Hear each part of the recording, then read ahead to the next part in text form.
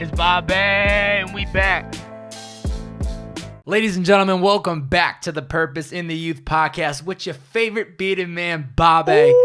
Today on the show, I got my man, Aryia.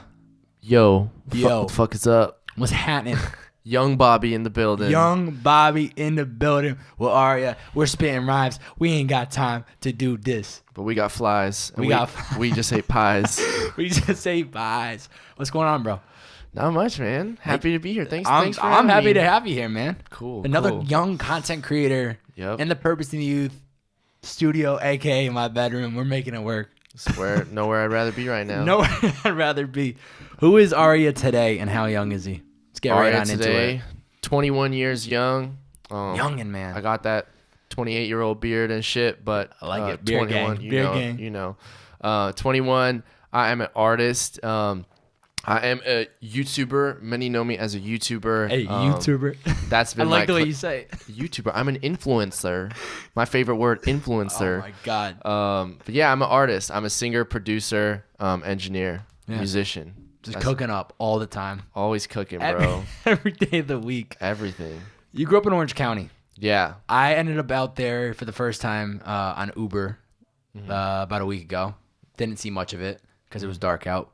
Talk to me about Orange County. What's that place like? Yeah, so I pretty much spent my whole life there. I mean, I was born in Houston, Texas, but I only lived there for like 6 months, so I obviously don't really remember. You were crawling around. I was a little army crawling. Yeah, I was just a little fetus, you know, little baby Aryia, Little baby Aryia, baby wolf. But so I spent my whole life in OC pretty much. It's the town I grew up in is called Aliso Viejo. It's adjacent to like Laguna Beach. Most people know Laguna Beach, and it's a very like, you know, it's like very conservative, very like cookie cutter suburban family. Like, honey, how was work today? Oh, great, honey. Swell. Right out of a movie. Yeah, like it's very like cookie cutter, I guess, and like middle wealth, and it's beautiful. I loved it though. Like it is my home. I still consider it my home, and like the beaches and surfing and skating. That's kind of how I grew up, and all year home's round. home. Yeah. I don't know what. That's the thing. You say all year round. I'm just like, I mean, what else? What are you talking about? Because I didn't know what weather was till like a couple of years ago. Like I didn't even know that weather was the thing. Because everyone's like, oh, California. I'm like, yeah, California's cool, but like, because it's sunny year round. But I know you guys get like snow for months. Yo, like Massachusetts, you have no idea. You get fucked. I'm like too. You guys are out here just surfing, growing up. Yeah, Meanwhile, in December, I'm out there, you know, shoveling snow. My father's yelling at me, "Get outside, shovel out the snow." Exactly. Dude, it's just a different world. But I mean, I just love the fact that you refer to it as I didn't know what weather was, because it's perfect out here. I totally all the did time. not know what that weather was a thing. I'm like, oh, it's freezing today, like 65. Like, oh my god, grinds. I laugh though when I see people like that. You know, they're wearing the winter coats and it's 55 degrees out here, which I get is colder if you're used to growing up in Southern California. But oh my god, man, it's funny. 7th grade, you moved to San Jose. That's right. And you create this like alter ego. Yeah. Talk to me. This is fun. You did your research. I did my research. This ain't my first rodeo, my man. Cool. Talk to me about That's this alter ego, Ashton, why you created this. So, yeah, like I said, I grew up in OC, and there wasn't many like, there was a lot of white people, and I definitely was like a minority. Like I'm Persian, and I'm brown. You know, got the young brown skin, but I'm actually naturally really, really white. I just get tan easily. Like my ass is white as fuck. Just thought I'd throw that in. In case anybody was wondering. Yeah, my ass is white. Like you will go blind. Like put some sunblock on, sunglasses, sunblock, all that shit. UV rays up my ass. But yeah, so I grew up like that, and I guess I dealt with like a good amount of bullying, like in late elementary school, and especially like middle school, 6th, 7th grade. You know, people would make fun of me for all just like what though? What was it? Was there like a certain thing, or just there was a few things. So like I definitely was. People would be like really fucked up and like racist to me because my name was Aryia, and I looked white, but people like once they found out I was like Middle Eastern, I don't know why there was such like at my school was such a like tension around that, like, but they'd make like terrorist jokes and like, oh, you're gonna bomb me, all that shit. So like I would get in fights like a little bit here and there, and I don't know, I tried to like joke around with my bullies and like, because I wanted people to like me, so I would just like laugh or whatever, which is usually the best case scenario. Laugh. People are laughing at you. Laugh. Yeah, with them, like I'm not the type of guy. Like I just want to be friends with everybody. Like I'm just like pretty happy-go-lucky and like genuine. I don't really like, I don't care to fight or like hate for no reason, you know, at least at the time. And so yeah, I started getting like bullied a bit, and I just felt like some of it was like, you know, was like, you know, the typical intense bullying, like getting into fights or people making fun of you. But a lot of it, I felt like people didn't really like respect me. Like I felt like there was no reason for them not to not have that respect, but they were. I just butchered that. I just butchered that. I but think I know what you're saying. There was no reason for people to hate on you, but yet they were finding a reason to. Yeah, it was so a lot of like, some of it was like the race thing, but I think even more there was like a couple consistent bullies with that. But for the most part, it really I got like a lot of shit for the way I chose to like be and express myself, you know, especially through like my style and like my clothing choices. Because like once I started puberty, or like, you know, I was like 11, 12 years old, started, you know, becoming more of a human, more man. of a person, You're right? becoming a man. Started getting a little peach fuzz, got some pubes going on.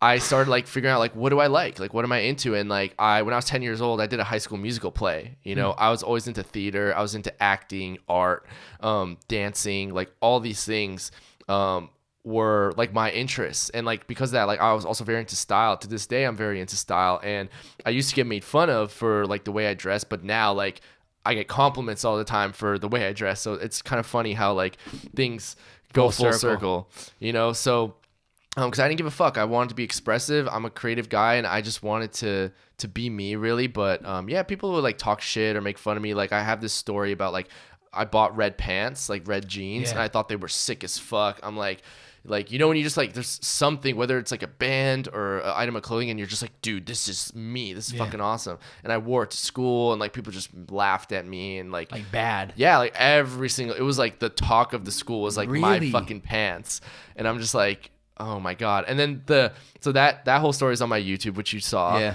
But like the part that's not even, I didn't have time to put it in my YouTube, is like the next day, because I went on like a whole shopping thing. Like my mom bought me like a few items of clothing, and then the next day I'm like, okay, you know what? Like fuck it. Like I'm never wearing those red pants again. But like I have this like sweater vest, and this is gonna be good. This is gonna be all right. Dude, the next day I got like just as much shit. They're like, man. come on, bro. The red pants yesterday, this today, like what's going on? And I'm just like, cool, yeah, I'll go fuck myself. So gonna wear a white tee for the next I'm just 6 years of it's stupid. school. That's the thing. Like people will like talk shit. People are gonna judge you for being different. Like that's one thing I try to say. Like the people that follow me or people who know me now, I try to always help people feel comfortable with whatever way they are. Yeah. Gay, straight, racial things, the way you dress, the things you're into. Like, who fucking cares, bro? Like, if you're different, everybody's weird. I guarantee everyone has like a weird fetish or weird things that they're into. So like, I try to tell everybody, like, being different, like, it's actually the best. Oh yeah. Best case scenario. Yeah. Because you stand out in a room and people want to know, who is this person? You know? I think back to when I was a kid. I definitely did not to anywhere get bullied of like what you're describing. But, you know, I had a big head, right? And that was one thing that kids would roast me about. Even my best friends. And all of them meant well. And a lot of them, the people that were saying that, are still friends today. You know, it was just kind of like to tug on me. But there were times that I remember as a kid that it actually would get to me. And it bothered me. And I oh man, when I think back to that, and I think back, and now I think to where I am today and the confidence that I have, that I could go out in sweatpants and a hoodie and still feel just as confident, if not more, than the person next to me wearing the $1,000 Jordans. I think back to who I was and who I am today, and that's what I try to do too, is express to people, whoever follows me or listens to the podcast, that I wasn't just born this confident and this much energy. Right. It takes time. Exactly. And like you're so right that it's like so cool now. I feel like the first oh, hey now. Excuse me. Hey now. Excuse me there. I feel like the first half of your life being different, you'll get made fun of and people call you a loser. But the second half of your life, being different is like the coolest thing. It is the cool thing. Like you literally, everyone wants to be you when you're different. So, yeah, like I don't give a fuck. Like I don't give a fuck what you're into, who you are.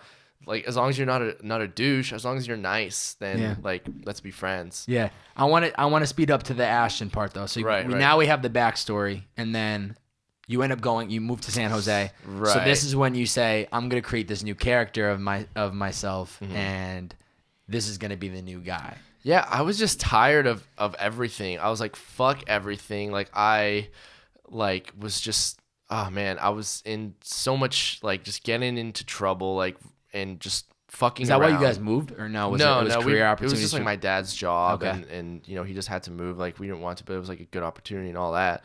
Any But, brothers or sisters? I forgot to ask yeah, that my earlier. sister, she's like 2 years older. 2 years older. Okay.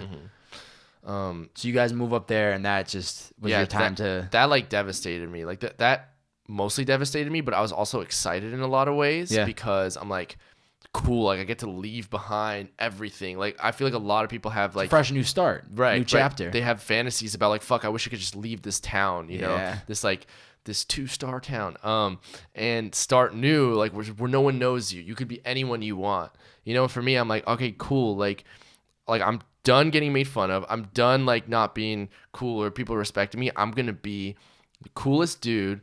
I'm gonna get girls. I'm fucking 12. That's I'm like the top I'm of the like priority trying list. to get pussy. I'm like literally my dick's like 3 inches, and I'm like, I'm gonna get girls. I'm gonna be cool. Like I'm gonna have friends. Like I'm gonna be Ashton. So because I was tired of like. I think there's obviously like a deeper reason for why I wanted to change my name, and I couldn't have just acted different, but I need to change my name. But at the time I'm just like, no one can pronounce my name. Like teachers always fuck it up. Substitute teachers really fuck it up. Yep. So I'm just gonna go with like a cool, like regular, like American name, like Ashton. Like that sounds cool. Like Ashton Kutcher. That's like, the first thing that comes to my mind. He's Not a many badass. people are named that, and it's cool. So I'm like Ashton, like Aryia, Ashton. I'll just say it's like my American name. Mm-hmm. So yeah, that's why I created Ashton. Wow. And do you feel it worked for that time being? It did? Yeah, I mean, it depends what you mean worked. It depends what like your Did goal you is. feel and my confident? goal. Did you feel confident? I did you did. feel like that new person? Did you feel you were in a new world? I felt like, especially at first, it really was like almost like having a big brother to like rely on. Yeah. Like I'm entering this new world, new place. I don't know anybody, new city. Like I'm dealing with all these things, and I had this like alter ego who could handle everything. And so it almost like as a placebo, like helped me deal with these things and helped me through it like emotionally. But what happened is like Ashton made me so closed off. I just, rather than being like, oh, I'm a confident, cool guy who like wants to talk and meet people and like it's just friendly and happy. It was like, oh, I'm Ashton. I'm the coolest dude. Let me just like talk to no one. I'm too cool for everyone. Yeah. So I just closed myself off. I said, fuck San Jose. Fuck this place. Fuck this school. I'm too good for this. Yeah. Fuck everyone. Like this sucks. Like I miss home. Like I can't even go to the beach anymore. It's like an hour away. I'm like, this sucks. Like, fuck this shit. Yeah. And I just like was closed off. I'm like, I'm cool. Like, fuck that.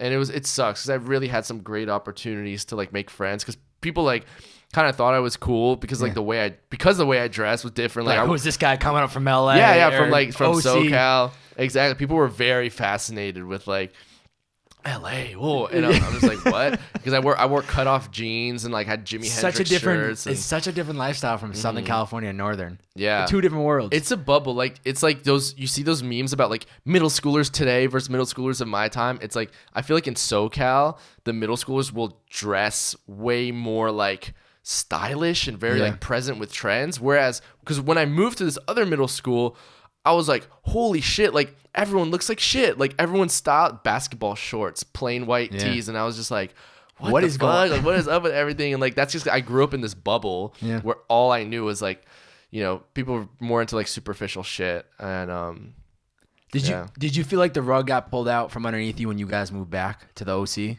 Because that was what, 2 years later after the fact? Yep. So what was that? Oh man, that was like 10 times worse than the first move. Oh. That the first move was like, there's a lot of positive in it for me. I'm like, oh, I get to leave behind shit. But by the time I had adjusted to San Jose, I'm like, okay, this is my new life. People in NorCal, I think overall, like I don't want to paint a single group of people with a brush, but like people in NorCal are way more chill, way less superficial-ish. Fake people are everywhere, but it was just like a cooler vibe. Yeah. I feel like I fit in more. I had my group of friends. Like I had a girlfriend. Like I was really like, I'm like, you know what? I was like, the second I was like, you know what? I'll give San Jose a chance. It was like my dad's like, boom, we're moving back, and I'm like, okay, fuck. Man.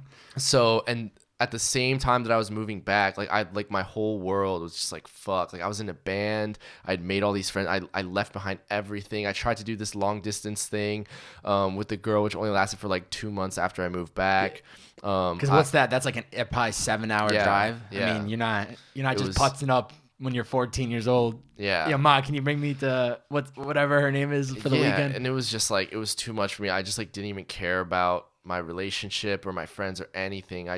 When I moved back, I just completely shut down. I closed off. I cut off all communication with all my best friends from San Jose because I don't know, it hurt too bad, and I was just in a dark place. And at the same time, my acne just like flared up so bad. And like, dude, I had the worst too. Like that 14, 15, freshman, sophomore year of high school. Dude, I had like Accutane. I went through every drug. I went on Accutane. I went through every drug. Dude, possible. Accutane's what like fixed my acne finally, but for a long time. It took like 9 months to get there. They're like, you need to try this, and this. Like my lips were chapped 24/7, fucking chapstick every 2 seconds. I remember it was that the stuff. worst. Had to get blend drawn all the time just to make sure you were good. Yep.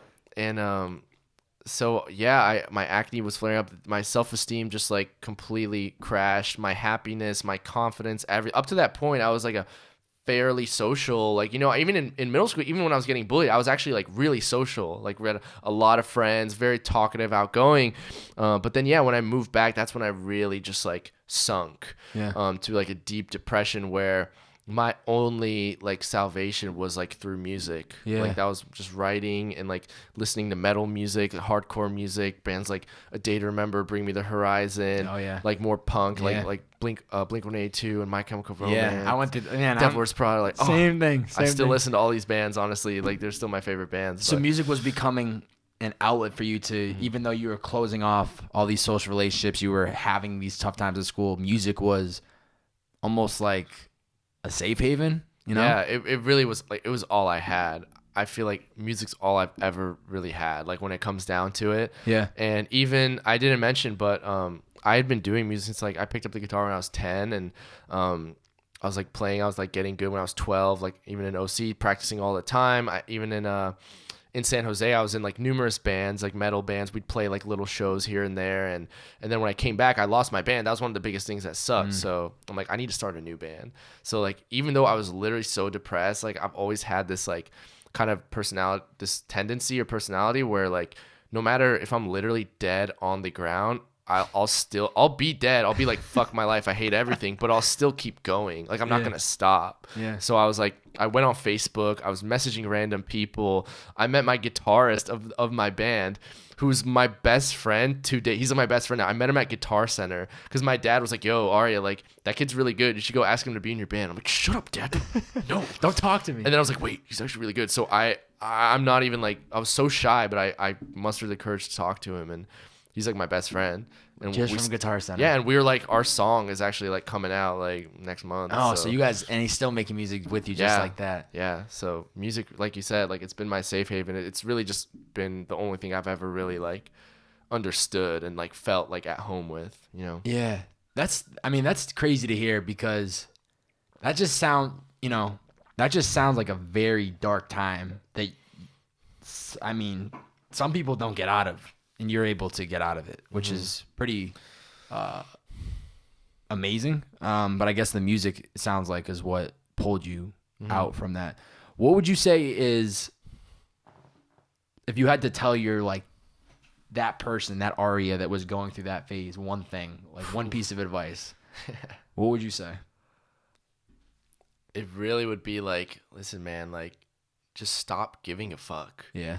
Like, who fucking cares if like people judge you for like the way you are, for the things you like, for the clothes you wear, for the music you listen to? Like, fuck everybody. Like people, they don't even like, all this criticism comes from insecurity. All this criticism comes from like their own issues, their own bullshit, and that like you will meet because of the way you are, because of these things that people might like make fun of you for, or because of these things you might even think you're weird about yourself. That's how you'll connect with people. That's how you'll forge amazing relationships, and like that's your light. You know, that's like why you're here. That's just you. You're not you without that. You know, it's just really like, dude, like fuck everybody. Stop giving a fuck. Just be yourself. Do what you want. Yeah, really. It's so easy for us to, because I'm, you know, like I said earlier, I see myself as that person now too, who just says, I don't really care. I just put out whatever I want to put out, and I just follow through with what I want to do. But when you think back to that younger self of your version, you're just like, dude, I couldn't. Yeah. And isn't it crazy? Like when you think about how you are now, like I'll tell like even my friends, like, listen, bro, like fuck that. Like who cares what they think? Like be you, like dress the way you want to dress. Like that's why I'm so into style. I feel like it's such a good outlet for. It's a great way to express yourself. Exactly. And especially if you're still rocking, you know, the red jeans, or you're wearing certain things that really help you stand out. People are looking at you and you're like, yeah, that's right. Yeah, that's right. They're checking me out. I'm gonna buy some red jeans. I don't know why I haven't gotten them yet. You got to bring them back in. I'm gonna go buy some motherfucking red jeans after this. You get inspired to start your own YouTube channel from Simple Pickup. What was it about their channel that really inspired you? Dude, they got girls. I was just like, what? So that's how you do it? You make a YouTube channel? Yeah. I'm down. That's the key? I'm down. Yeah, I was 16, virgin. I like maybe had made out with like, wow. I hadn't like even kissed a girl in like a year or 2 years. Like I just was just like 2 years, I think. Just a dry spell. No female interaction. Like it was just, I'd like obsess about the girl who was like 3 rows down from me in English class. And I would like stare at her, and she'd catch me. I'm like, oh fuck. And I go, can't let her catch me. Yeah, no, it was like, it was bad. And I literally like, I was just like at my friend's house, and then like I looked at what they were watching, and they were watching like this video, and I saw like these dudes just like making out with girls, or like hitting all these girls, and they were like just down, and I was just like, what? Like it broke the laws of like reality. I'm like, you can't just walk up to a girl and like become like get her number and all that shit. I'm like, what? And like they weren't good looking either. I'm like, what about looks? What about like all this shit? Where's all the checklist? This is not checking off. And it's almost weird for me to say this to you right now, because like the way I think is so like different now. It's actually more weird to think the other way now. But at the time, I'm just like, my whole world was just like, this is fucking crazy. And I just like was really into girls. I think to be totally. Well, I think when you attach girls in confidence, that's where you know, if you have all the girls looking at you, then you're like, okay, I'm pretty confident. Right. And I think, like, to be totally honest, the whole reason, there's a lot of reasons why I made my YouTube channel, but I think a lot of it was like I had a really deep thing with like approval from women, from needing to feel like good about myself, from all that. It came from like an insecure place at the time, and through this YouTube channel, I was proving to myself that I could be confident, that I could get girls. Like, look, I could get girls. When really what I learned like later on is like, look, you don't need like 1 million subs, good looks, or girls to like be confident, be good about yourself, feel good about yourself. It really comes from like within, and being a good person, making the right choices, and like just trying your best. Like that's more what I value my happiness on now. Yeah. And but yeah, I wanted to get out of my comfort zone. I wanted to push myself to be something great. And Simple Pickup really inspired me. They really showed me that you could be whatever you want. You could do whatever you want. It was girls, but it wasn't about girls. It was really, that was representative of life. Yeah. You know? How did you gain the confidence though, is what I'm curious to going up and interviewing these girls? Because I know at one point before Simple Sexy Stupid, it was Aryia Films, right? So that was like a beginner kind of getting into the YouTube world, putting out that YouTube content. But then it seems like that then you transition into this bigger brand, and you're going up to girls, you're interviewing them, asking the most absurd conversations, topics. Where did you get that confidence to finally just start going up to them and now interviewing them? Yeah, well, so right when I found Simple Pickup when I was 16, I immediately started like trying to meet girls. Like randomly, I started doing public challenges. Just, you know, me with my friends. Like Friday nights, we just go to the mall and would like, you know, try like walking up to girls and saying hi, or, you know, doing like push-ups in the middle of the like in the middle of the mall, like in public, just kind of awkward, silly, or giving high fives to strangers. Just little awkward social things to kind of get you out of your shell. And I was really bad at first. Like the first time I ever approached a girl, it was like at Chili's, and they were like at the table right next to us, and like all my friends were like, come on, dude. And I was like, all right, fuck. So I literally like, you know, that thing, I feel like so many people are gonna watch and be like, oh my God. It's like when I got up, would walk over and then like be like, I'd like look, and they'd look at me, and I'd be like, keep walking, like go to the bathroom. I must have went to the bathroom like 5-6 times. Like, wow, this guy's got the shits or something. And then finally after 45 minutes, I just like planted my feet, looked at them, and I was like, oh. And like I couldn't. I'm like, oh. I literally made the noise, oh. And they just were like, and then I sprinted out so fast. So I was really bad. Just, it was a lot of that. Yeah. And then eventually through picking up girls and being socially awkward in public, I gained the confidence through. When it came to my interviews, I was like, it was a lot. It's a game changer. Easier. You completely transitioned. I mean, I can imagine the kid you're describing right now, the one that's like trying to talk to the girls and he's kind of like stuttering and it's not working out. This actually almost sounds like a movie that is going to roll out at some point, like your life, because this sounds like it could be a hit. But then, like I said, I'm looking at these interviews and you are just a goofball. These girls are dying, right, kissing them on camera. They're flirting with you. They're talking about all these different things, and I'm sitting there going, how did this guy go from the one that nobody wanted to talk to now everybody wants to talk to? How did this guy make this happen? Dude, it really is like a lot of people who watch my videos even have emailed me and messaged me like, bro, how do you talk to girls? Everyone always wants like the secret, the girl advice. And really it's like, I used to think that too, like, oh, there's some line you use or there's some way or whatever. But really it's like, it might sound corny, but like you need to be yourself. And I hate saying such a general advice, but it's like, no, just stop giving a fuck. Just talk. Like if you want to talk to someone, say what up. Hey, what's up? Exactly. And if they think you're weird, then like, okay, keep it moving. They're not supposed to be in your life. Like if they think you didn't do anything wrong. You can walk up to someone and say hi. Like be respectful, be cool, and there's nothing wrong with that. There's no secret. There's nothing. It's just hard work and like believing in yourself and that realizing that like you're not a piece of shit. Like all these beliefs that you have, like from your experiences, your trauma, your childhood, they really like shape who you are. They shape how you act and your like core beliefs. And I feel like a lot of people, men and women equal, have core beliefs that hold them back from so much. And so it's really a lot of introspection. For me, I've always been introspective, going to therapy, journaling, and just reading books. Like it's not cool to read books anymore, I guess, but it's like, dude, read, like learn about yourself. Who are you? Why are you the way you are? And through all that, just being on a journey of just endless better. Yeah. Like being better.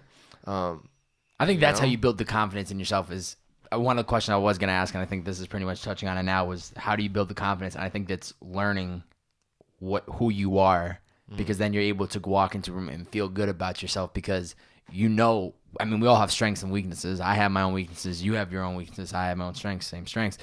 I think when you understand who you are, you're able to walk into a room and feel good about yourself because you know what you bring to the table and what you're capable of doing. Yeah. And that's when you can gain that confidence to go up to the girl that you've always wanted to talk to, or the guy or whatever that you want to talk to. It's like, all right, I know what I bring to the table. I'm just going to go do it. Yeah.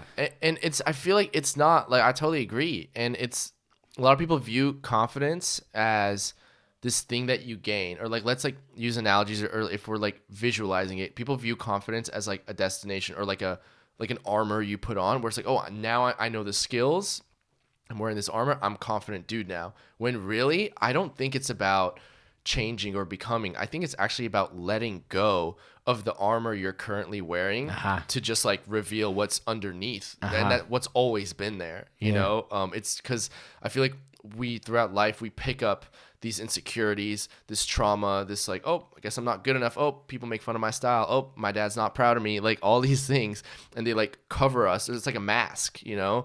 And then people think confidence, they're wearing this armor, this suit of armor to protect them from like society's mean shit that they have to say, and then they're like, oh, I got to be confident. Let me find the correct armor for confidence. When really it's like, no, confidence is just like being man or woman enough to take off the armor and like be the true self, whatever the fuck I like that the is. way you just put that into words, because I never thought of it like that. Because that's what it really is. It's like just take off the armor of trying to be this other person and just be who you are, and not let all this other stuff add up and dictate who you actually are. Yeah, and the confidence armor, like people think it's armor, is really like false bravado. It's really like a facade that you can definitely give people the illusion that you're confident, but you know, I always think back, like when you're alone, like all by yourself in your apartment at midnight, like how do you feel when you look in the mirror before bed? Like how do you feel? Are you like, oh, you know what, like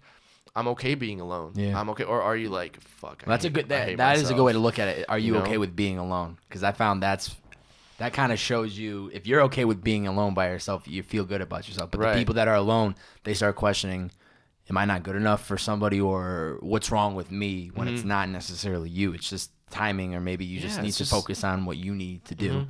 I know you said, you know, numbers don't matter, or like the subs and all that. And I agree. Like obviously as a business, you want to grow your thing, but that's not going to stop you. Obviously, if you weren't getting certain numbers with the videos, you were still going to keep doing it because it was a project of yours. The only other thing I'd want to ask before we kind of transition is, you have this channel, gets up to 144 million views, almost I think 1 million subscribers as of today. I think it's around 966. 960. You got it all. You're watching it. I know you got it. Just like 966, 341. Yeah, we went up to 0.25. Yeah. Is there one interview, or is there one, I don't want to say video, like entire video, but is there one conversation you had with somebody that stands out the most to you? Oh, like one interview I had with a girl that really stood out? Yeah. Wow, that's such a good question, dude. Yeah. Fuck, that's really good. I've never thought about that. One interview. Holy shit. Let's see. There's like, you don't if there's maybe two or three that are just pop in your head, you can just. I'll just tell you the first one that came. I know you might be expecting something deep, but honestly, like it's one of my first interviews.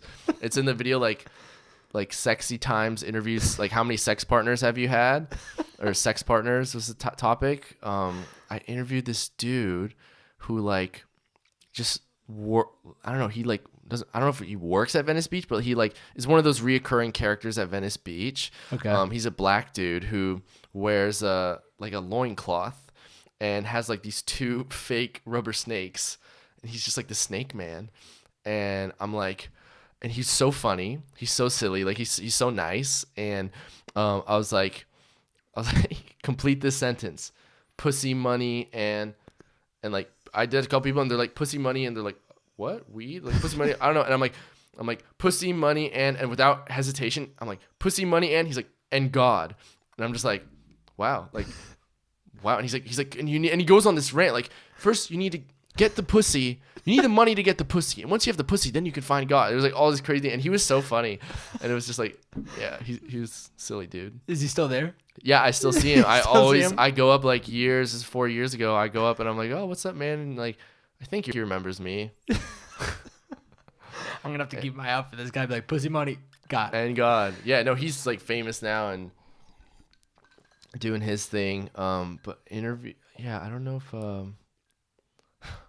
Are there certain topics that you enjoy the most? How about that? Is that an easier question? Yeah, I like topics where like that the girls like to talk about, because a lot of times girls might feel like scared or nervous to like look stupid on camera, or like they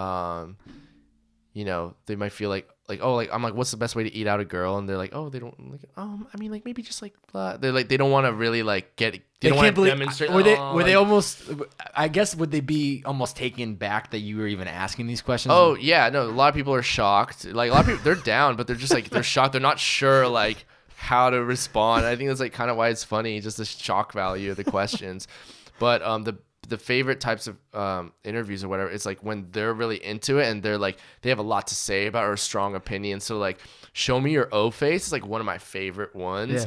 Yeah. Cause like everyone's drunk, like so everyone's really comfortable, and they were just like, people were just going crazy. Like, oh, like all that shit.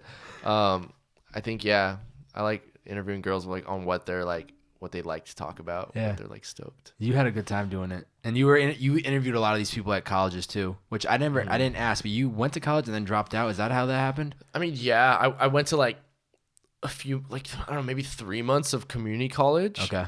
And I just Out like, here, OC, LA. Yeah, an OC. OC. It's called Saddleback College. Mm-hmm. Shout out. Shout out Mission Viejo. Yep.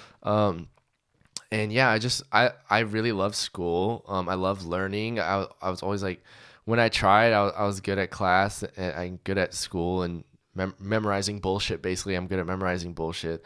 And like, I wanted to go to Harvard. Like once Wow, you were trying to get to the top of the peaks of the scholars. At first, I wasn't in high school, but then once I started community college, like I was just getting out of this thing with this girl. So I was like, you know what, I'm gonna take my class seriously and like do all these things. And I was like, I'm gonna go to Harvard, and like I was reaching out to them. I was like trying to email them and all these things, and I was like getting on the honor roll. I had like 4.0, and then one day I was just like writing this report, and I was just like, this is the stupidest prompt ever. Like, I don't like this book. I strongly believe that this prompt is not helping me become a better writer or a better creator. It's not, I'm not learning from it. It's forcing an opinion on me that I don't have.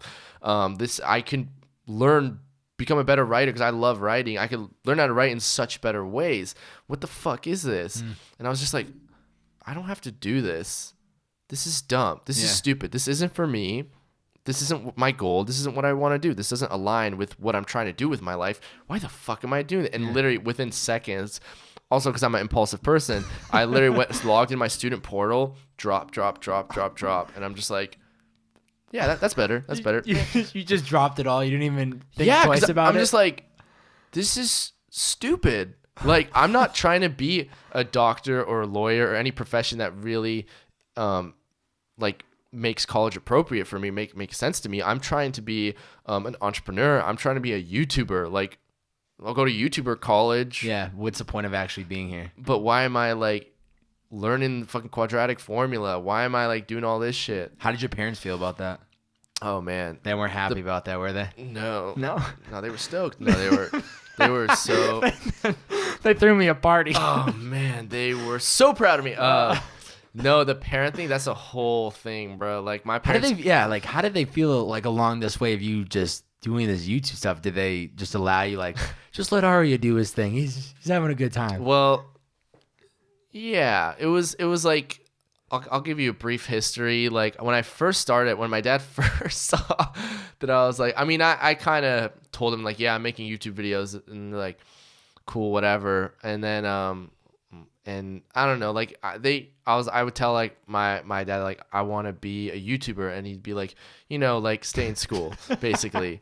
I get it. I understand. Like me and my dad completely different generations. Yeah, we're like best friends, me and my dad, and like my mom, like we're all close, but stay in school. Yeah, you know, and like they're traditional Middle Eastern, like they want like doctor, engineer, like my dad's an engineer, like they want me to be all that. So I was like, okay, like whatever, but I'm like not gonna let that tear me down. I'm not gonna let that stop me. And then the first time, like I was scared for my dad to see me like kissing girls.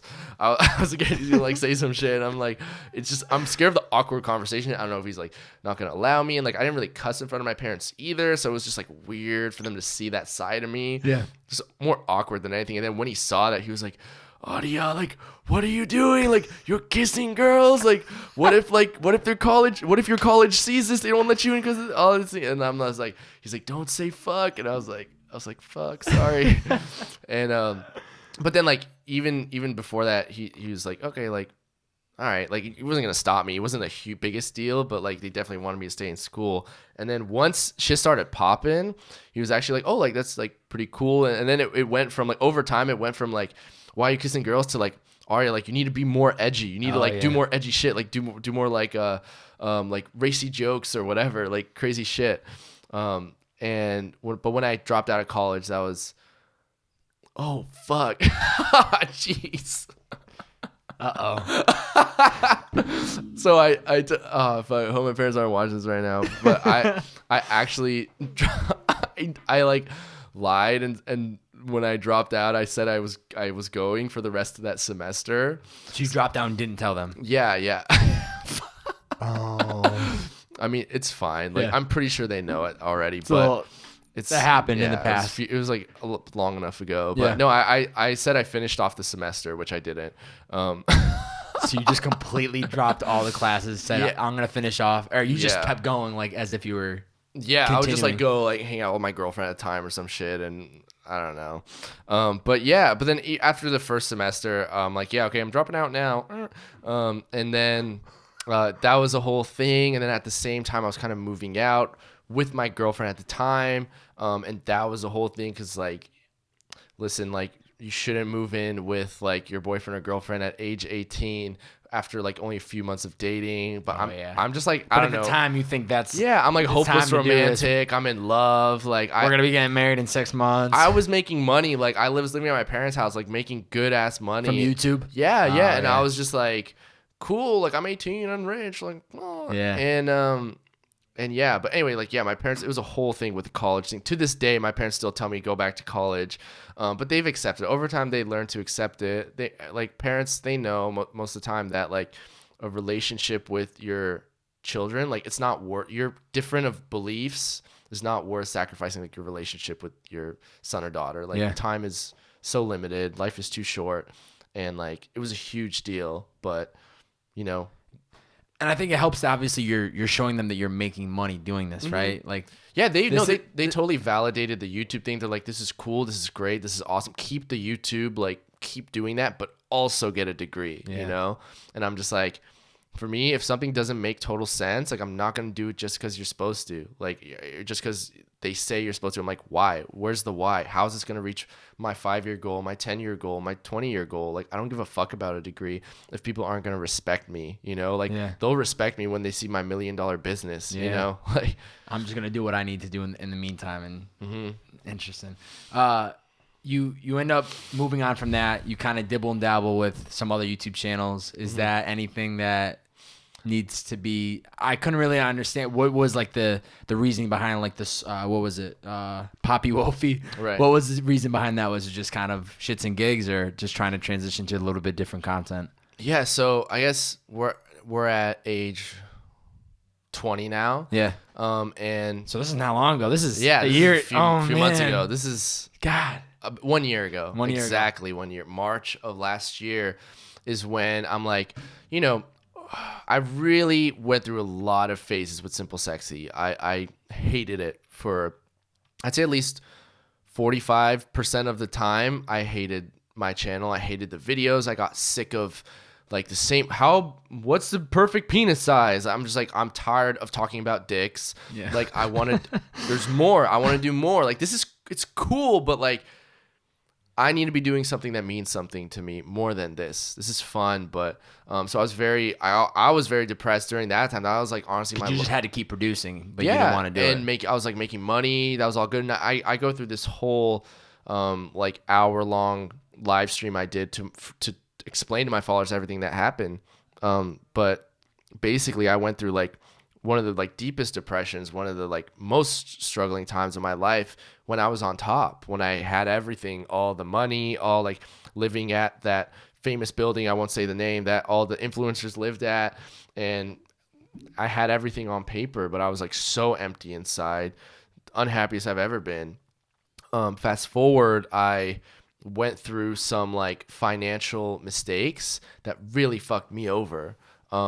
And with the YouTube AdSense thing hit, where basically people weren't making money off YouTube anymore. My ad revenue went from so I have ad revenue, merch, products, etc. But ad revenue was like $2 to $4 grand a month for me, and it went from $2 to $4 grand to $200 to $400 per month.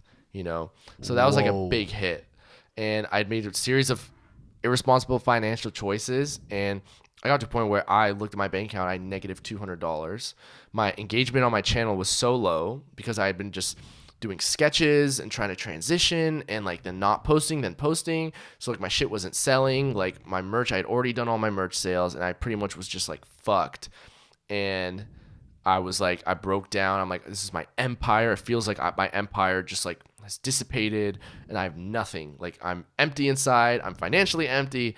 Fuck. And so I'm like, you know what? Like I started anew, and that from like March of last year, that's when everything changed and things started really like just going up. And because that's when I literally like I said earlier, took off the armor, and I'm just like, what do I want to do? Who am I? What do I like? I'm so used to everyone expecting me to be the cool, flirty, simple, sexy, but like I'm an artist. Like I want to write. Like I want to write poetry. Like shit. Yeah. Goddamn. And so that day when I saw I had negative $200, I knew I could ask my parents for money, but I just can't. Like I won't. You want to do it on your own. I'm my own person. I have arms and legs. I'm sane. I can get a job. So I got a job at a restaurant. I like literally that day I printed out, I'm like, how to write a resume, and I found like the best way to do it, and I like walked around my neighborhood in Long Beach, and I was like, just go to restaurants. I'm like, hey, like listen, I'm a great marketer. I've like made this much money like in projects, like I'm good at sales, like blah blah. And then like on the spot, this guy's like, all right, like you want to be a busser? I'm like, I'll take it. And so I became a busboy for a couple months at this cool restaurant. Made a lot of friends there. Just kind of lived the like normal life, which I always kind of felt like I was missing out on. Yeah, I was like, because you were creating content, and making money, so you never got a chance to just go out and work a regular job. To just be a fucking college kid, and this gave me that chance to see the other side, and it was cool and fun and awesome, and I met great people. But I also learned, I'm like, great, now I know the other side. Now I know I don't want to be like bussing tables my whole life. I don't want to why am I making like $10 an hour? Like literally like unclogging this urinal with this makeshift glove. Like I still have a photo. It's disgusting. Why am I can do more. Everyone could do more. Yeah. And so that's when the same time I got that job, it's the same time I pretty much quit Simple Sexy and decided I'm going to do what I like. I'm going to do it my way. So I created that new channel, Poppy Wolfie, where I did like production tutorials, teaching people how to produce in a funny way. Pretty much just me spazzing out in my room for like 3 minutes and making. Still having that funny side, but now transitioning into like the music. And it was different. That funny side was way more like me, like my humor, like me in those videos. That's like literally how I act. Ask anyone, and they're like, all my friends are like, that's so you. Like it's not acting. It's just me being silly and me loving music. And that channel blew up like within 2 months. I got like 50,000 new subscribers just from scratch. I never promoted it a single time because I was too proud to promote it. Yeah. And I'm like, I'm going to blow this shit up. I'm going to use this channel to push my music, and I'm going to be Ghost. Wow. And that's what I did after just like 2-3 months of working that restaurant job. I was making enough money again off the new channel where I quit. And this time I was doing it right. I was doing YouTube right. I was doing my passion, connecting with people, helping people become better musicians. That really was like so gratifying to watch people like send me their beats and like, get better. And then, that's amazing that you went even to the point of getting a job and working as a busboy. And you were just making so much money off of YouTube, and now you're at a busboy there for a couple months, and then we're gonna swing right back into a brand new channel, and that's amazing to me that you were able to kind of do that. And I feel like that's probably helped you because you appreciate that you are able to create this content and make a living doing it. Obviously, it's a lot of work, but the fact that you were able to go from making money off YouTube, then as a busboy to now back to making YouTube content, that's pretty amazing. Talk to me about the music now. That's like your main thing. That's I almost in the intro, I didn't want to be like, he's a YouTuber. I didn't know, it's hard because I see a lot of YouTubers out there who were producing a lot of YouTube content, and now they're wanting to be a musician, and they don't necessarily want to be known as the YouTuber. They want to be known as a musician. So it's definitely something I was like, all right, I'm not going to come in and be like, he's the musician. He's the content creator, because that all umbrellas. You had this new record come around, just released on February 1st. Dope record. Thanks, what's the game plan for you with music right now?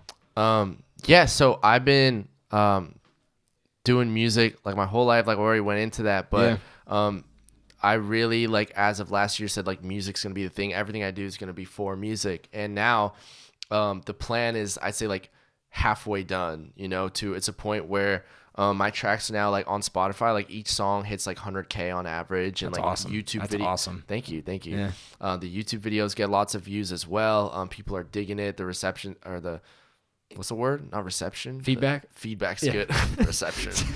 Hello.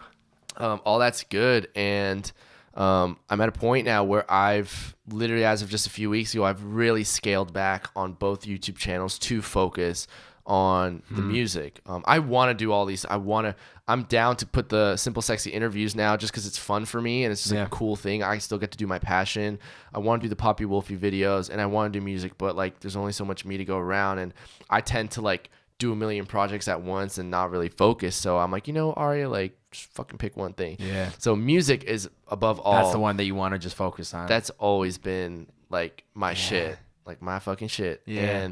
And I'm at a point now like where financially, and I have these like systems in place where I can just focus on that.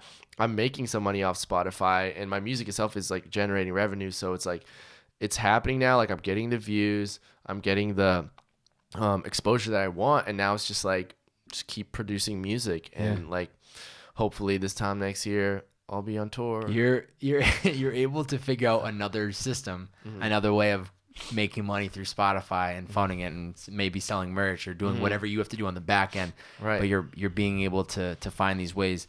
Do you think that it helped you? Obviously this is a very obvious question, but with all the content creating and all the YouTube background, do you think as an artist that works to your advantage?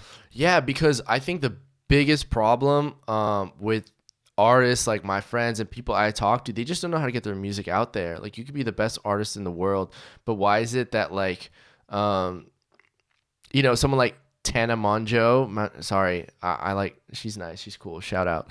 But just plug her up. She literally, she's a YouTuber. She is cool, she's nice, and she literally for fun, she's like, you know what? I want to put out a rap music video. Fuck it. And she can do that and get like 1 million views in a month. And it's obviously not the best. Like it's, she works with good producers and shit. She's trying, like that's cool. I commend anyone who puts themselves out there through music or for anything. But she's able to do that because she got the platform. But someone else could write a A1 fucking #1 hit. And no one will ever see it. Yeah. So I think that like you need to be like figure out some kind of plan to like get exposure, bro. Like content is half of it, but I'm literally like, that's why I feel like everything happens for a reason. Like the YouTube happened for a reason, my musical background happened for a reason, and I'm in a place now where as soon as I said I'm gonna be a musician, like I'm able to like push every song. I'm able to get views and the exposure that I want. Yeah.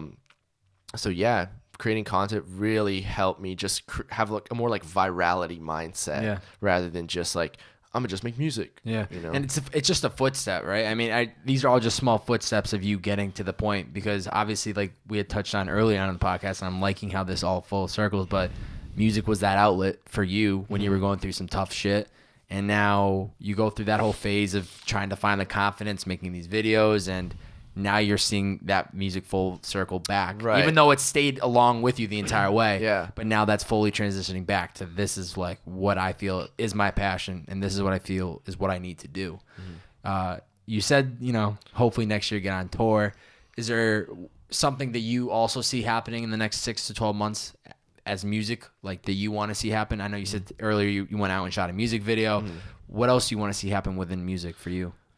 Really, I just want to get the plays up, get the views up, and be able to tour. It's just from then on, it really just is a numbers game. I'm like, that's the crazy part too, right? It's always the numbers. If you can deliver the numbers, it's you really can do just whatever you want. It's like, honestly, I want to be doing the same shit I'm doing now, but just way more, like 10 times a level, and be able to tour. Like I love to perform. I feel like I've done a couple shows here and there, but like in the recent time, but I want to be able to like tour and meet people, and I want to be able to like expand my collaboration opportunities and like my creative opportunities. So being able to like get my own studio, like upgrade my studio. I'm always upgrading my studio, but being able to have like, if you give me like $100K to spend on a studio, like I would go fucking nuts. You would go nuts. I just want to get better at music, work with more people, tour, and like get the numbers up. I want to be the biggest artist in the world. I want to be bigger than Justin Bieber. I want to Justin Bieber, if you heard it, call you out, he's Biebs. Coming for you. What the fuck's good? He's coming for you. Yeah, it's. I respect that. You got to be one. If you're not aiming high, you're almost wasting your time and everybody else's time. Yeah, like you need to want to be great. I think is what it is what it comes down to, and strive to be the top of the game. I want to be the best podcast in the world. You want to be the best artist in the game. It's like, all right, well, who says you can't be? Yeah, why not? Like, there's like a path for every goal in life that you want to achieve. Someone's probably already done it before. Just there's steps, and like it's pretty common sense things too. Like, people think it's so far fetched, but like, why not? Like, to me, like, I will be bigger than Justin Bieber. To me, like, I truly believe that. And that might sound cocky, that might sound whatever, but it's like, no, I don't think that other people suck. I just think that I think I can do it. I just believe in myself, and just why not? You can do whatever you want. What would you say you are most grateful for today? Wow. Yeah. What am I most grateful for? Yeah, I know we went through a lot of different stuff, the depression stuff, the serious stuff, then to, the flirting with girls and, asking them the crazy questions. I'll give like a real answer. But this is the kind of when we started to get into a little bit more real answers before we get into like the closing. But what do you think you're most grateful for?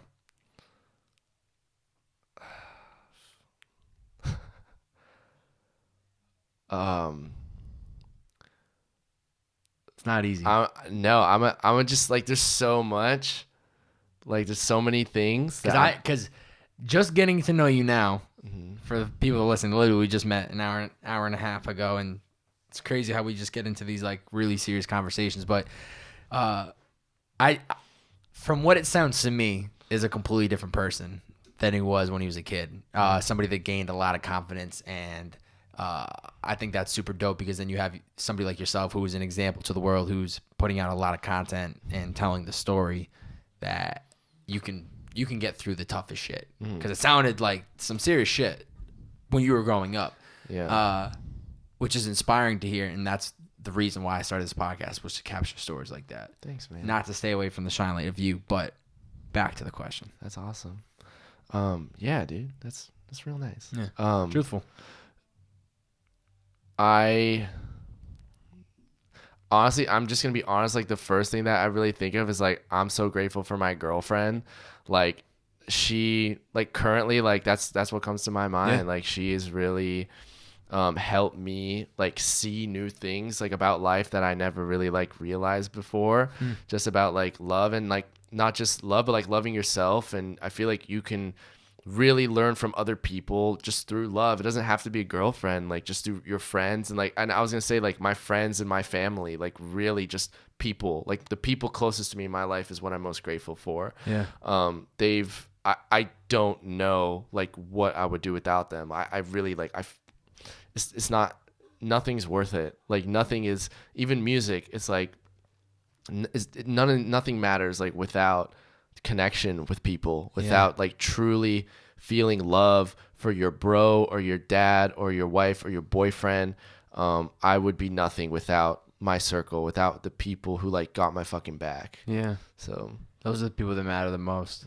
And that's the shit that will get you through the tough times, and will be the people that you want to enjoy the tops of the peaks with, are the people that are with you when you strip away all these numbers and all the music and all the content and all the shit that you're doing. Like, what's like, left? Like that sometimes scares me the most, that I'm always chasing content, posting this, doing that, and I almost feel like sometimes I'm not enjoying life enough, and I'm sheltering myself from talking to the people that matter the most to me, and not showing enough love to them, as much as that they know I love them and I appreciate them, and I can text them and say that. It's that balance, I guess, right? I mean, trying to know work, enjoy, work, enjoy, and that's something I struggle with. And I think that you can really do both. I think that both has a place and both complement each other. I think you'll be more successful in your career by having these relationships, just because like when your well-being is good, you're more creative, you're more well-rested, you can perform better than if you're exhausted all the time. I mean, there's a place for the career, there's a place for personal satisfaction, there's a place for like physical health, all these things. But when you think about like, I always think about like when Obama was president, it's like people say I don't have time for relationships, but like Obama was the president, which is probably one of the most busiest jobs, I'd say, being a fucking president, running a goddamn country. And his wife, he had a wife and kids, and his wife is like, he wouldn't be, a lot of people would say he wouldn't be the man he is without his wife. Like his wife helped shape him. His wife has pushed him in his career, in life, everything. So I think that you can definitely like have your career and grind, and having a partner or love, friends, whomever, would help that. And that's my opinion. Some people disagree, but yeah, you know, if you had the ability to change something about society today, what's at the top of the list? What needs to change? I wish overall, I just wish there was like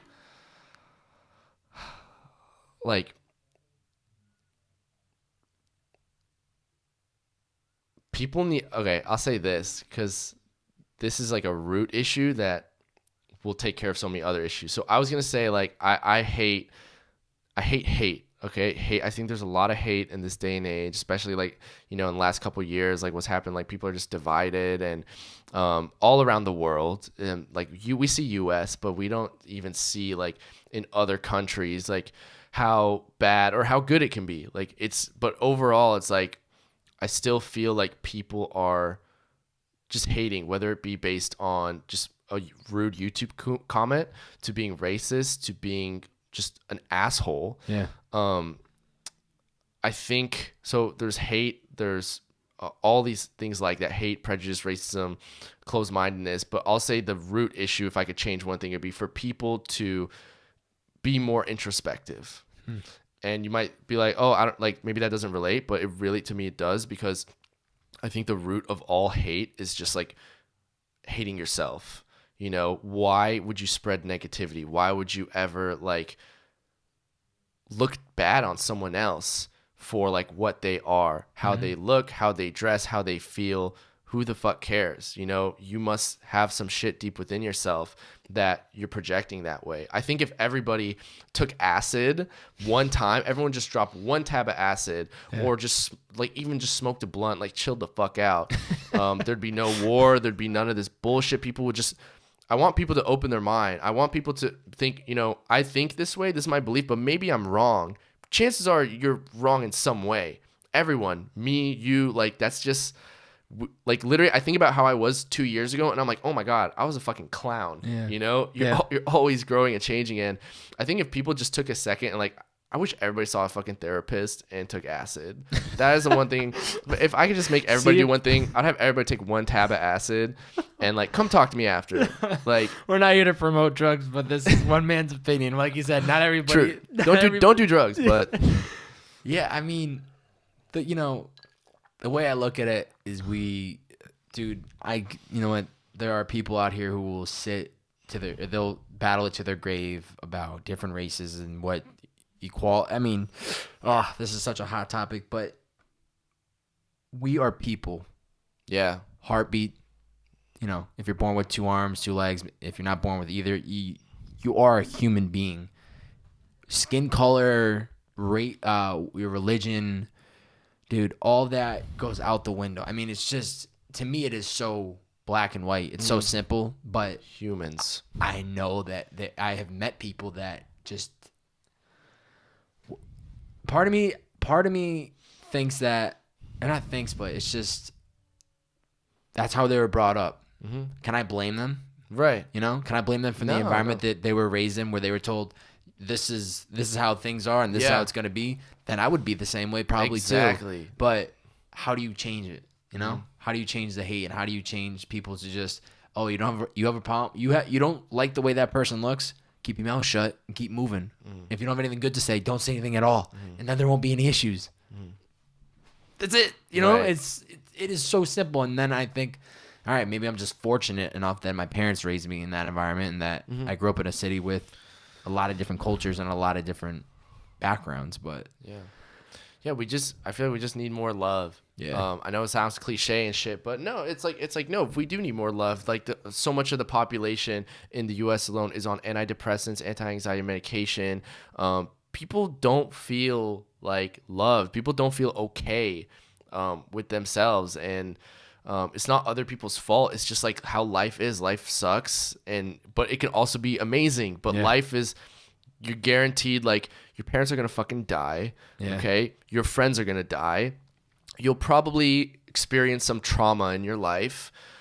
Pain is pretty much guaranteed with life. So let's just band together and try to make it bearable. Let's try to make it awesome. Because it could still be fucking dope. Yeah. It could still be like a fucking adventure. And that's how I try to live my life. And you want to like just give other people love, even people who don't think as you, give them love, because that's how you change. That's how you grow. It's through love. It's not overnight, but just love. Be yourself. What do you think your purpose is?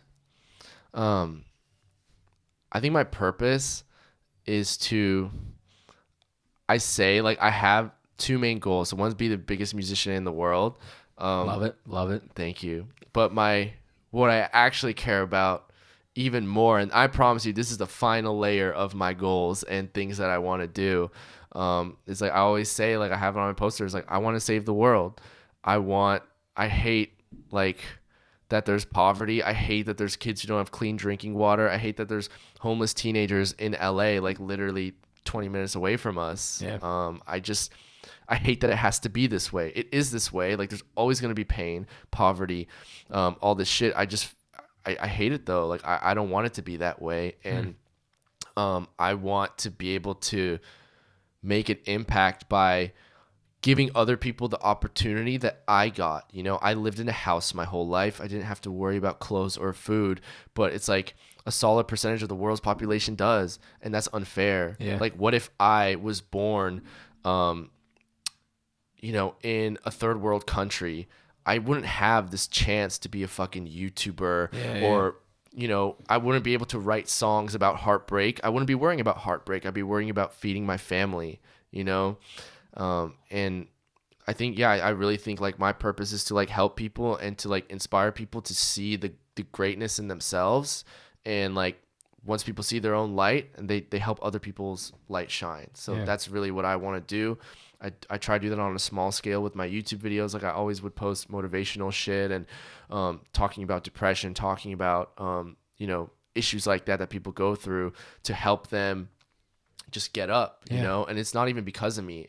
It's not, they might think it's because of me, but it's really like, I'm just helping you see yourself better. Yeah. It's really been inside you all the time, the whole time. And you're just bringing it out and doing it. I fucking love to see that. I can die anytime, knowing that I just like someone's life got better. Yeah. Because the of what I content's said. always going to live there. The content lives for on. So it's like, if you can create some stuff that impacts people, then even when you're gone, it's still going to be there, right? Like that to me is like the real hive. Knowing that, if I died tomorrow, all these videos are still here, all the podcasts I put out. Yeah. As long as somebody pays my annual subscription, if anybody wants, I got you. Just pay for $15, $20, whatever. Yeah, fucking do it. But it's always gonna be there. It can always help people. Yeah. And sorry, I also want to add, like, I don't think this was like clear, but when I said I want to save the world, like, I want to like put my content out and through like that, but I really want to like invest in like philanthropy and like building schools and like water systems, and like I really want to like help industrialize and through like being rich as fuck, be able to like help people with that and give Take them the money and give flip them it back opportunity. in. Exactly. I love it. Yeah. This is when I reverse the role before I get into closing questions. This is where I allow my guests to ask me any one question. Could be about anything you want to know about me. Only 2 rules. 1, it can't be directly about the podcast, such as why did you start it? Who's been your favorite guest? Can't be about the podcast. Secondly, it can't be a question I asked you today. Ask me any one question. Something you want to know about me, something that's on your mind right now. Any one question, Aryia, fire away. What's your biggest love? And you can interpret that however you want, whether it's a person, a thing, a hobby. What's your biggest love? Like what just like stabs you in the heart when you think about my biggest love?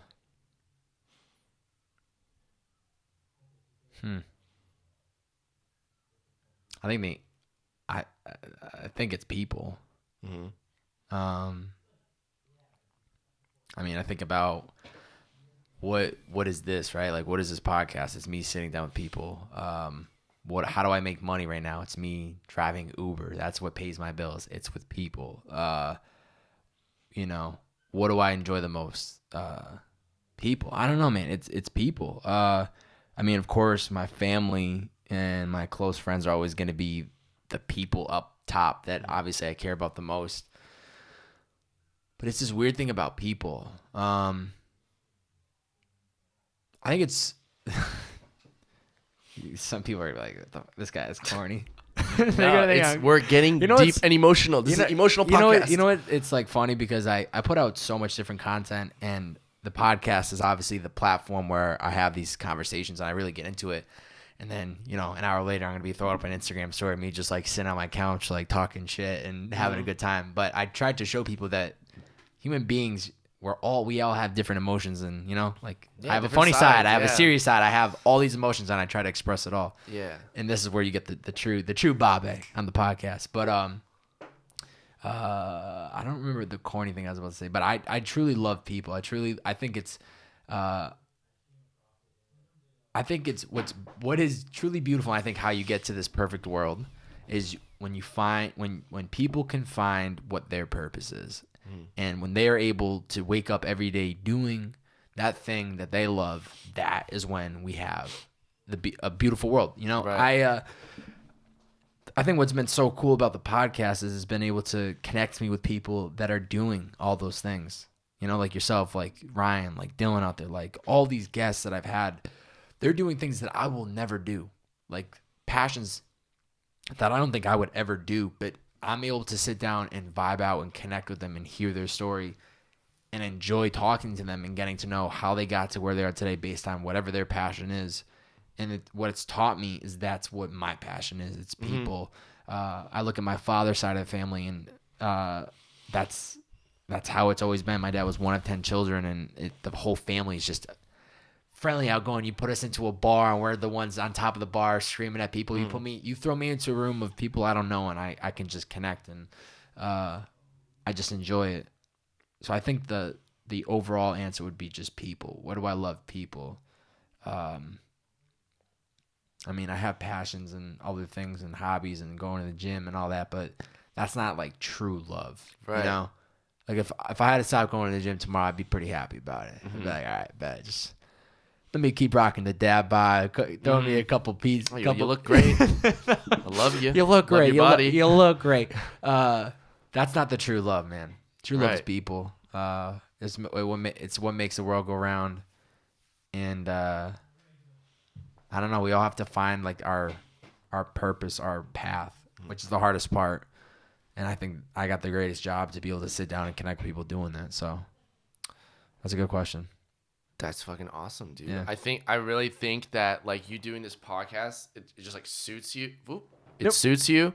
And like, trust me, like by doing this podcast, I really would just like say you do like all these people, like it just opens people's mind. Like, I promise people watch this and they're just like, get inspired from this shit that you do. Yeah, I hope so. I appreciate what the fuck you do. Yeah, well, I appreciate that. And that's why I've tried to keep it well-rounded, because I wanted it to be like, oh, I just watched a video about a BMX rider. Now I'm going to watch a video about a passionate YouTuber, a passionate music artist, or a passionate podcaster. I don't know. I just think it's, to me, that's why be so narrow in just one industry? Why not just do a podcast on people that... On the purpose. Yeah, on the pursuit of the purpose. The youth. Closing questions for you. Cool. I want you to imagine there's a picture frame on the wall right there. Okay. 10 years from now, you're in that beautiful picture frame. What and who else do we see in that picture frame with you? Like symbolically? Like, because I'm imagining like a king cobra. I'm naked. I'm wearing like a where are you actually? Cloth. I like big beard. I kind of like that answer. But where do you see yourself in 10 years from now? Where do you actually see? And if you have the big beard and the robe and all that, why not? But where do you see yourself in 10 years from now? Okay. And what's in that picture frame? I keep imagining the King Cobra, me naked. I kind of love it. I'll be 31. So by the time I'm 31, I'd say by 31, I'd want to be like, cut down on the touring. Like I don't want to be really touring anymore. Yeah. I think I'd want to be doing more behind the scene. I definitely want to be doing music, so I'll probably be a owner of like a record label, helping other artists. Like I want to be able to like not manage because that's so time consuming, but I want to be able to like help bring people up and like give them what they need to like become artists. Resources. Yes, like a label essentially, but like not like a bullshit label, like a real like just a collective of creative people who are all like really fucking awesome. I want to be. I think I'd around that age. I might want a family. Like I might want to have like a kid or something. And I mean, it depends like if the right woman is in my life, obviously. But I'm a family kind of guy. I want to. At least right now, I think I'd want a family. You know, I don't know how I'll be, but I think so. You know.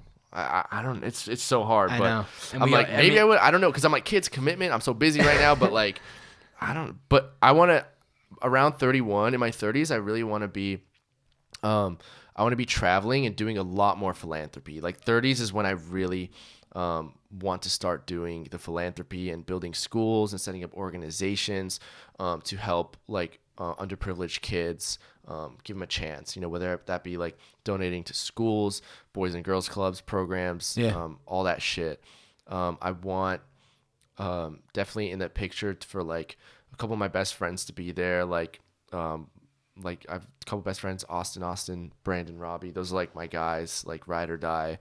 I want them to all be there.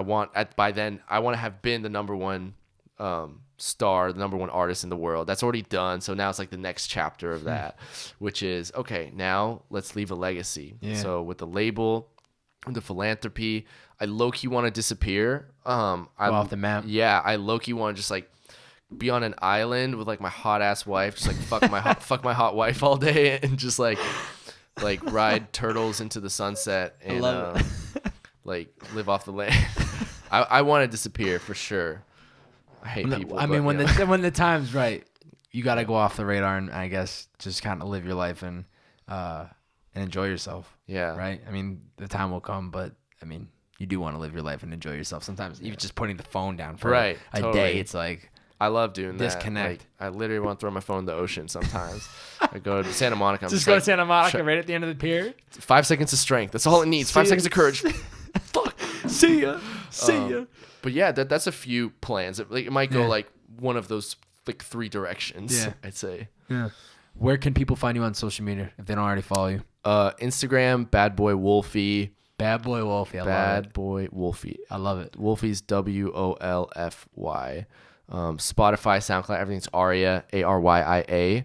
I'm not gonna promote all my shit. Simple, Sexy, Stupid YouTube, Poppy Wolfie YouTube, but mainly just Spotify me, Aryia. Yeah, give him that Spotify. That's where he needs the streams. Yeah. That's where he needs the streams. Yeah, money. Or Insta, Bad Boy Wolfie. It's gonna be all tagged up in the YouTube description, and then you can find them through all of the social media posts that we'll be rolling out. Before I ask the last question, thank you for coming on the podcast and opening up about some subjects and talking about everything in the YouTube and crushing it. No. Thank you for having me. No, I appreciate it. So it works out for both people. And I'm curious to kind of keep an eye on you and see where you go with this music. And I'm sure the sky's the limit if you're gonna be the next Bieber. So if you need a tour manager, hey bro, hit me let's up. do it. Let's get it. Pencil me in. Last question for you. Somebody who's listening doesn't know what their passion is, right? Doesn't have their purpose, or they're trying to figure that thing out. What 2 to 3 pieces of advice would you give to someone? I would say just allow how old are they? Doesn't matter. Okay. Could be any age, honestly. It could be 12, could be 15, 25, 35. They don't know what their passion is or what their purpose is. What do you say they do? Okay. I would say allow yourself to be curious. Like allow yourself. I think everybody likes shit. Yeah. Okay. Like you got to like something. Maybe you like watching movies. Maybe you like giving advice to your friends. Maybe you just like fucking ranting. Like people think passion, they think hobby. Okay. And it's not. Passion isn't always going to be a fucking hobby. People are I don't play basketball. I don't play music. Guess I'm not into anything. It's like, no, shut up. You're super into things. Pay attention to what you do. So allow yourself to be curious. So if you just let's say the one thing he knows, I really like watching movies. I don't know what I could do with that, but yeah, watch some movies and like explore. Maybe you would like to work on set. Maybe you'd like to be an actor. Maybe you like to be a writer. Maybe you like to be a film critic. You know, it's like allow yourself to take one thing that you like and just play with it, experiment with it. Just try writing. And if you literally have zero idea, then do this. Start journaling every day. Write. Here's a few things. Go play basketball. Like, just get the ball rolling on something. Make a song. Try to pick up an instrument. Try to speed date. Try to go talk to a random girl or a random guy. Go take a class at a community college. Like, they're cheap there, you know. Yeah. Take an interesting random class. Like, experiment. Allow yourself to be curious and try to pay attention to like what excites you. Try to pay attention to things that you actually enjoy without feeling pressure of like, oh no, this is unreasonable. This won't make money. This is a joke. I'm too old for this. I'm too young for this. So really, big picture, allow yourself to be curious. Yeah. And that's how you figure it out. Mm-hmm. You got to try things until something clicks. Yeah. Aryia. Boom. Thank you for coming on the podcast, my man. Thank you for having me. I appreciate you. Appreciate you. We'll catch you guys next time. Fuck yeah. See you.